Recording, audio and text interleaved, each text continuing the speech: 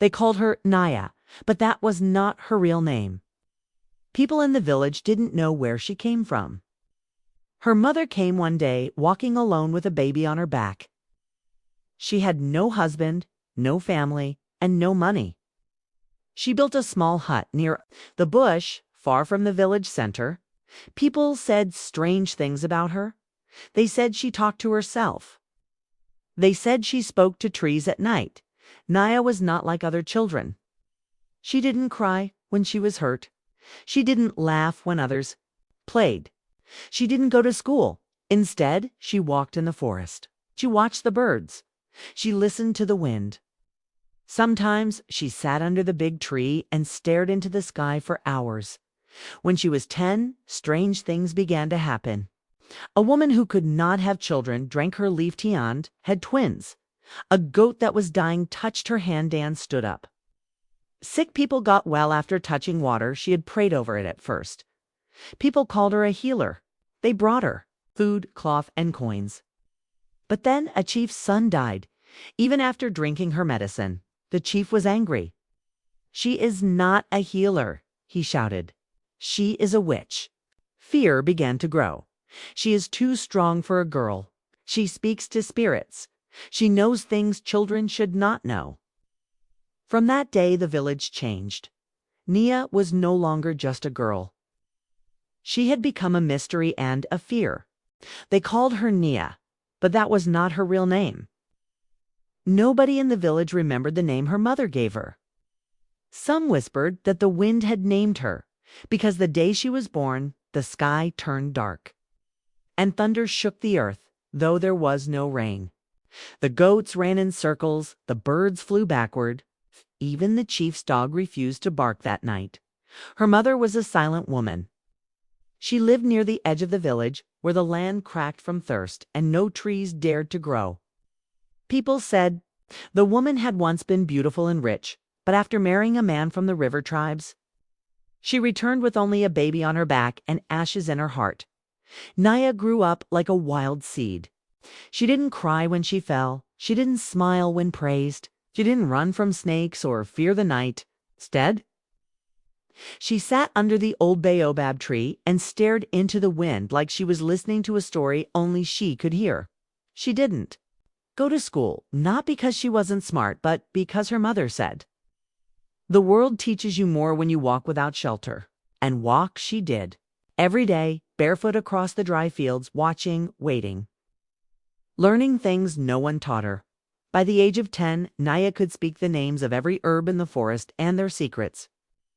She knew how to make a chicken lay double eggs. She could place her hand on a sick cow's back and whisper something, and the cow would rise by morning. At first, people were amazed. They came with gifts, yam, groundnut, even cloth to ask her for help. A woman who couldn't get pregnant for 10 years gave birth after drinking the leaf water Naya made.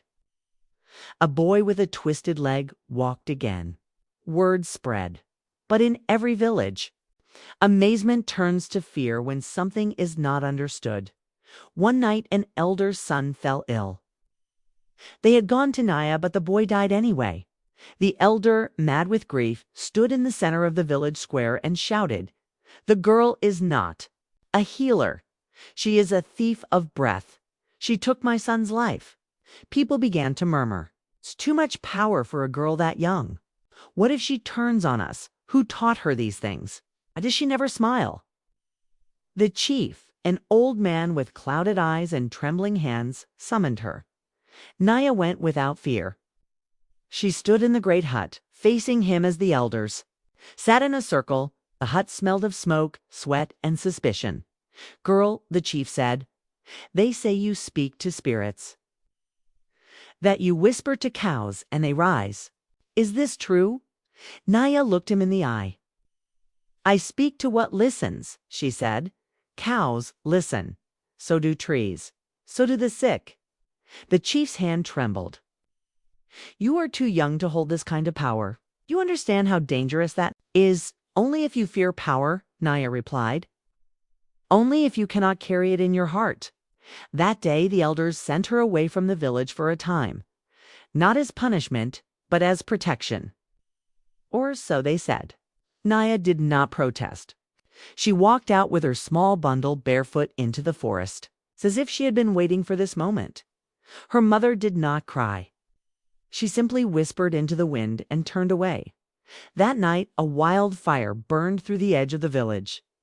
None of the houses were touched but the chief's hut, made of old wood and ancient secrets, turned to ashes before dawn. People began to whisper again. Maybe she didn't leave empty-handed. Maybe the wind listens to her more than we thought. Maybe she's not a girl at all. Naya walked into the forest as the sun went down. She had no shoes, no bag, only her hands and her thoughts. The trees stood tall and quiet, like they were watching her. The wind followed her, whispering softly through the leaves. She walked until the sky turned dark. Strange sounds filled the air, owl calls, frog songs, dry branches cracking. But Naya was not afraid. She found a rock near a stream and sat down. She closed her eyes and listened. That night, something happened. A white owl flew down and sat near her. It did not blink. It just stared. Then a snake passed by her feet, slow and calm. It didn't hiss. It didn't bite. It just moved, like it knew her. Naya opened her eyes. "I don't know why I was born this way," she said to the owl, "but I will not hide." In the morning, she walked deeper into the forest and found an old hut, broken, empty, forgotten. She cleaned the floor, fixed the door with sticks, and made a fire. Birds came close. Monkeys watched from the trees. Even the wind seemed gentle here. She began her new life. Each morning she collected roots, herbs, and water. She talked to the plants. She learned the names of every tree. She healed small animals that came to her. The forest became her home. The wild became her family. And deep inside, her power grew stronger, like a fire waiting to rise again. Rain had not fallen in the village for many weeks.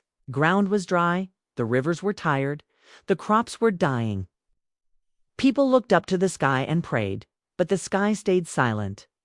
One night, the wind became strong again. It moved like it was, searching for something or someone. The trees danced in fear. The birds flew away. And in the middle of the forest, Naya stood outside her hut, looking into the dark sky. She raised her hands. "I know you were there," she whispered. "I am not afraid of your voice." Lightning flashed. Thunder answered. The sky opened. Rain came hard, loud, fast. It rained on the forest. It rained on Nia's hut. It rained on the dry village far away. People came out of their homes. They danced, they cried, they shouted, "The gods have returned." But one elder stood still and said, "No, this is not from the gods. This is from her." They remembered the girl they had sent away. The chief's brother, a hunter, took his spear and said, "We must find her. We must know what she has become." The next day, he went into the forest with 2 other men. They followed the wind, the footprints, the smell of herbs. But they did not return. 3 days passed. Only one thing came back, a small white feather, floating through the air, and a whisper on the wind. "You left her alone. Now she is not alone." Fear turned into legend. One morning, deep in the forest, Naya woke up with a strange feeling. The birds were quiet, the wind was still, even the trees stood like statues. She stepped outside her small hut and looked around. Then she heard a soft sound, like a drumbeat, coming from the ground, slow, deep. Alive, she followed the sound. It led her to a huge tree she had never seen before. Its roots were wide like rivers. Its trunk was as big as a house. The bark was old, cracked, and glowing faintly. Naya stood before it. Then the tree spoke, not with a voice, but through her chest. It was a feeling like words inside her heart. "You are not just a girl," it said. "You are a bridge between what is seen and what is hidden." Naya knelt down, not from fear, but from knowing. The tree told her secrets about the wind, the stars, the ground, and the people who feared her. It told her about her mother's past, the father she never met, and the village that had forgotten. Kindness. Then it gave her a gift, a small seed, glowing like fire and soft like ash. Plant this, the tree said. One day they will come to you again, not with anger, but with open hands. Naya held the seed close. From that day, her steps became stronger. Her eyes saw deeper. She no longer wondered why she was different. She finally knew she was chosen by the earth itself. Back in the village, things began to change, but not in a good way. First, the wells dried up. Then, strange sickness came. Children cried at night with burning skin. Old people could not breathe well. Even the chickens stopped laying eggs. The chief called all the elders together. "We must go to the big city for help," he said. But one elder shook his head. "City doctors cannot heal this. This is not a normal sickness." Another elder whispered, "This is the spirit's anger. This is what happens when you chase away a girl who listens to the wind." The chief refused to believe. She is just a girl. But the people had already started talking. They remembered Naya. They remembered how she healed with herbs and spoke kindly to animals. They remembered the rain that came after she left. A woman cried in the village square, holding her sick child. "Let us find the story girl. She was never a curse. She was a gift." Even the chief's own daughter, young and weak, began to cough. Day and night, at last, the chief stood up. His voice was low. "Send a message to the forest. Tell her we are ready to listen." But who would go? Everyone was afraid then. From the edge of the crowd, Nia's mother stepped forward. Her face was calm. Her eyes were strong. "I will go," she said. "She is my daughter, and the village has delayed too long." And so the journey back to the forest began. Nia's mother walked alone into the forest. She carried no food, no stick only, a small cloth in her hand and the sound of her own breath. The trees welcomed her like an old friend. Birds sang. The wind moved gently. She followed the path her daughter once took. Her heart beat fast, but her eyes did not cry. She was the only one who truly knew Nia how special, how strong, and how soft her spirit really was. After many hours, she reached the small hut made of sticks and leaves. Smoke rose from the fire. A wooden pot boiled herbs nearby.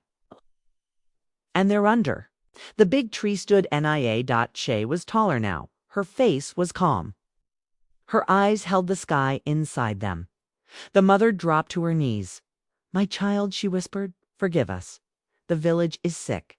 The children are weak. Even the strong are falling. They need you."